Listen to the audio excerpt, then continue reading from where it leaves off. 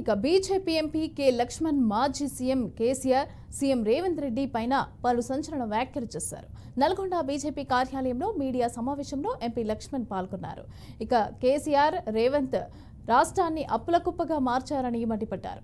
మాజీ సీఎం రాష్ట్రం మీద 7 లక్షల కోట్ల రూపాయల అప్పు చేసి రేవంత్ రెడ్డి చేతుల్లో పెట్టారని, రేవంత్ రెడ్డికి అనుభవం లేక రాష్ట్రాన్ని మరింత అప్పుల ఊబిలో పడేశారని ఆగ్రహం వ్యక్తం చేశారు.